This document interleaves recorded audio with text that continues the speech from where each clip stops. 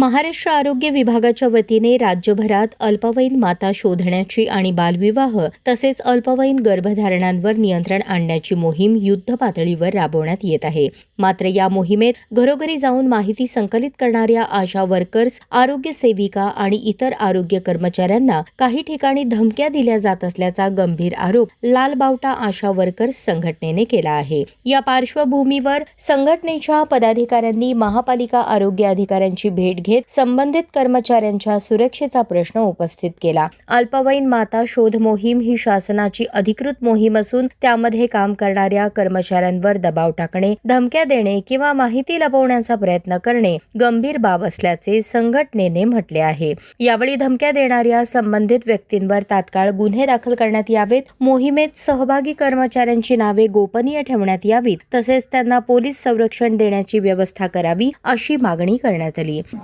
नमस्कार, मी पुष्पा पाटील, लालबावटा आशा वर्कर युनियनची जिल्हा सचिवा.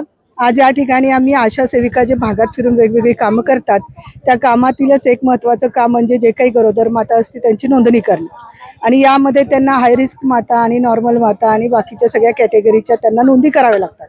आणि याच ह्याच्यामध्ये आज मनपामध्ये या ठिकाणी आम्ही एका विशेष प्रकरणाच्या बाबतीत या ठिकाणी आलेलो आहे की घरकुलच्या परिसरामध्ये एक अल्पवयीन माता आढळून आली आणि त्या अल्पवयीन माताची माहिती सगळी आपल्या आशा थ्रू आरोग्य विभागाला गेली आणि आरोग्य विभागा थ्रू या ठिकाणी मनपाला आली आणि मनपाच्या वतीनं ती पुन्हा पोलीस प्रशासनाकडे ती माहिती गेलेली. आणि या माहिती गेल्यानंतर त्या जे काही लाभार्थी होती, ती काही व्यक्ती होती जिची अल्पवयीन मुलगी होती, तिचे वडील म्हणजे एक प्रकार तो आरोपीच आहे खरं तर. तो आता मागच्या 4 दिवसापासून त्या आशा सेविकेला धमकीबाजा तो बोलतोय आणि तिला येतो, बघतो आणि पाहून घेतो अशा पद्धतीनं त्याचं 4 दिवसापासून बोलणं होतं. परंतु आजच्या दिवशी मात्र तो तिच्या कामाच्या ठिकाणी गेला आणि तिला गलिच्छ भाषेचा वापर करून तिला धमकी दिली की मी तुला बघून घेतो, तुझं हे करतो म्हणून.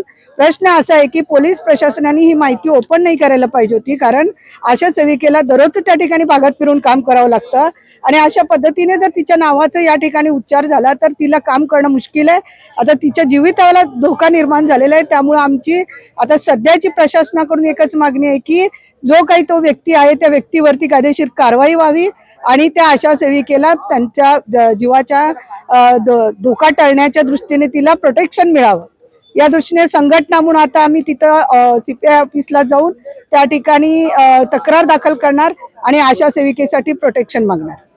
आरोग्य कर्मचाऱ्यांनी अत्यंत संवेदनशील विषयावर काम करताना अनेक अडचणींचा सामना करावा लागत असून शासनाने त्यांच्या सुरक्षेबाबत ठोस भूमिका घ्यावी, अन्यथा राज्यभर आंदोलन छेडण्याचा इशाराही संघटनेतर्फे देण्यात आला आहे.